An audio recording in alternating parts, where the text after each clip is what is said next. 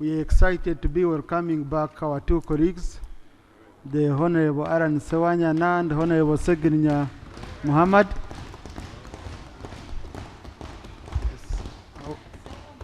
We are always happy when we see our colleagues here being able to join us in deliberations in this House.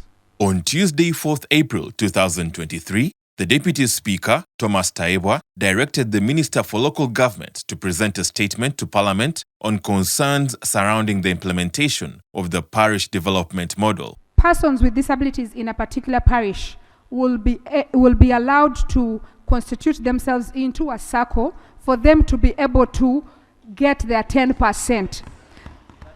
So for example, Mr. Speaker, if there is 500 million going to a parish, 10% of that money should be going to persons with disabilities.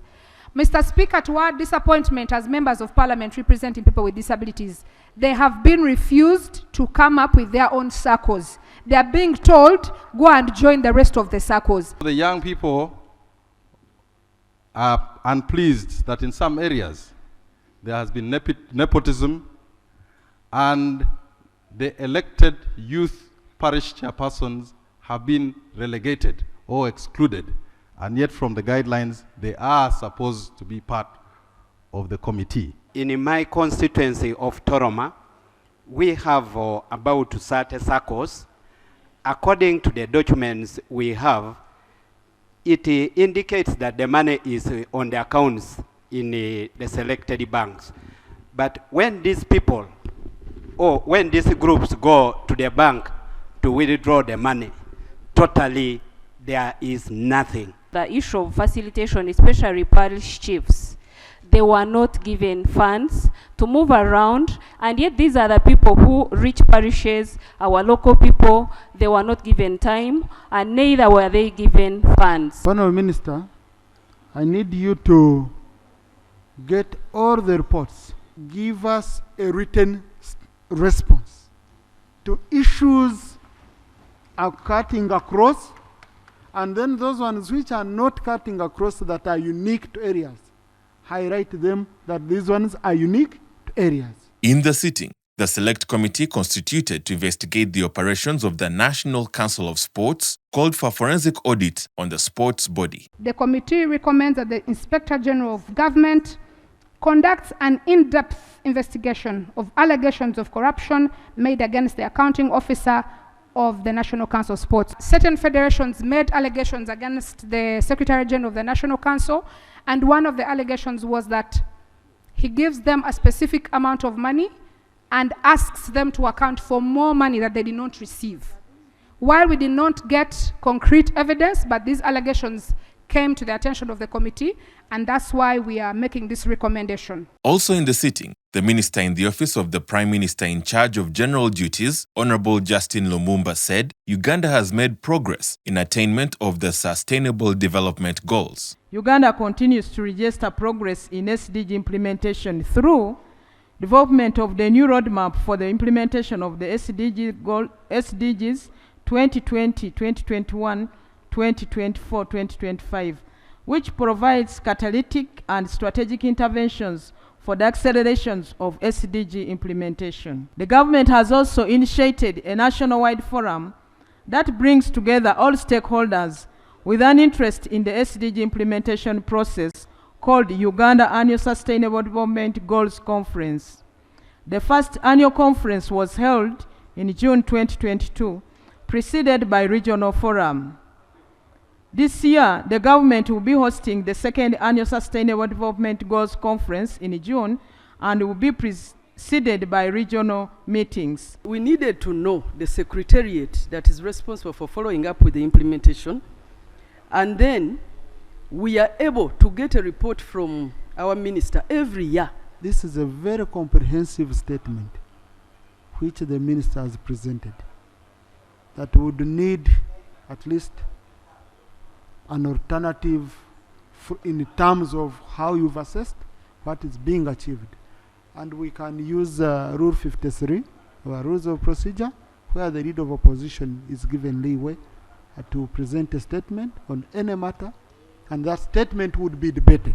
Later, The Minister of State for Northern Uganda, Grace Freedom Kuyuchwiny, said the Northern Uganda Social Action Fund, NUSAF4, is set to take off in July 2023. NUSAF4 will have a sub-regional focus and will support sustainable livelihood and shock-responsive interventions to build household resilience.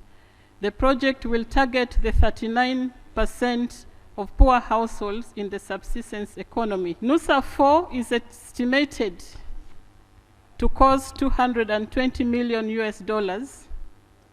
as loan and $40 million to $50 million as grant. And it will cover West Nile, Acholi, Lango, Teso, Karamoja, Bukedi, Elgon, Bunyoro, and Busoga.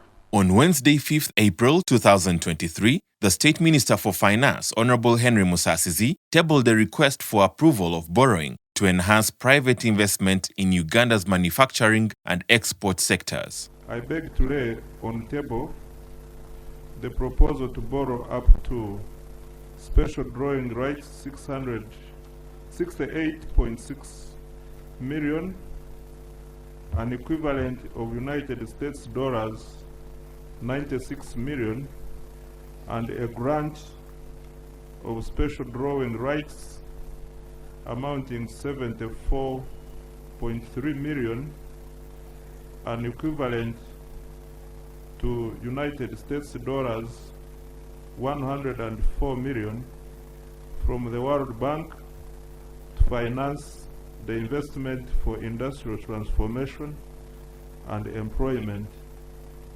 project. The proposal is referred to the Committee on National Economy to be processed in also consultation with the relevant sector committee as per Rule 155 of our Rules of Procedure. On Thursday, 6 April 2023, the Deputy Speaker deferred the decision-making on the Supplementary Expenditure Schedule 1 of financial year 2021-2022 following a deadlock. Shares on behalf of Uganda in any undertaking undertaken through UDC.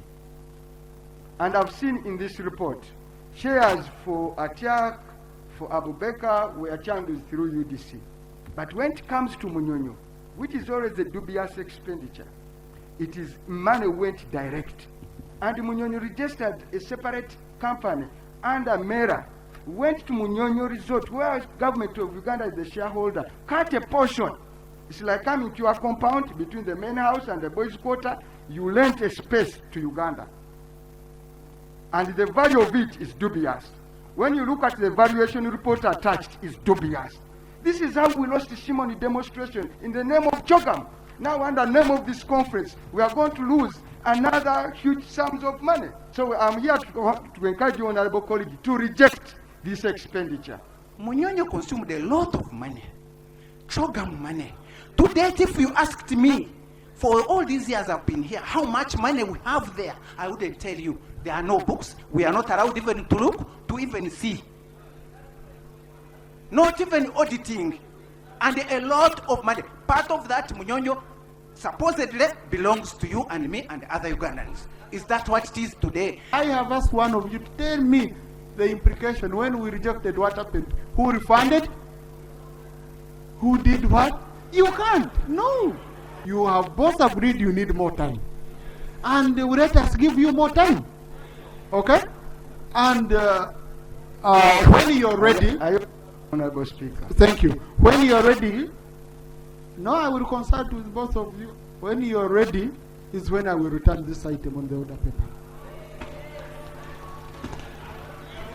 In the sitting, the Deputy Speaker Thomas Taebwa directed the Minister for Foreign Affairs to table the post-Cotonou agreement on the floor of Parliament for scrutiny. We noticed that there were several provisions that support LGBTQ rights.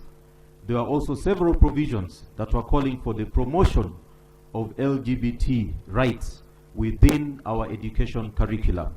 Uganda as a country, we stood firm, and you all recall our Right Honorable Deputy Speaker in that video that went viral stood firm and said we cannot exchange our values for European aid. We have just concluded the first interparliamentary conference on African, attended by members of parliament from and delegates from 23 countries.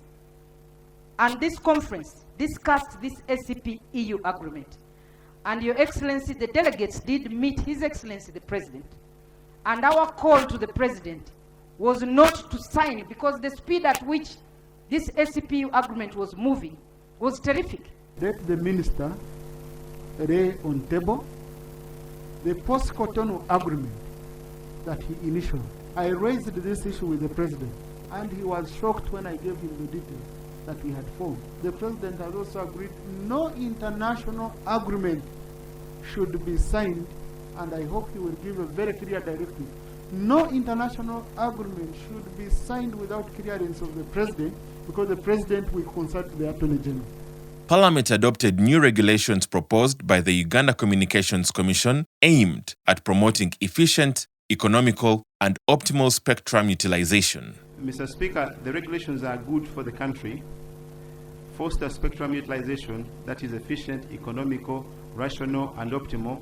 They cover the direct and indirect costs indicated with managing, regulating radio frequencies, foster well-functioning, innovative, and competitive markets, foster achievement of national economic and social development goals, including the digital transformation program, promote the use of ICT in the entire economy and society, promote improvement of national mobile broadband coverage, and facilitate the realization of the socio-economic benefits associated with mobile broadband. The committee finds the Uganda Communications Fees and Fees Amendment Regulations 2023 legally permissible, good and appropriate for the country. The committee recommends that these regulations are adopted by Parliament. I now put the question on the motion for adoption of the report of the Committee on Information, Communication Technology and National Guidance on the Uganda Communications Fees and Fines Amendment Regulations 2023 pursuant to Section 93, Subsection 3 of the Uganda Communications Act 2013. Those in favor say aye, and to the contrary nay. The ayes have it. I adjourn the House to Wednesday at 2 p.m.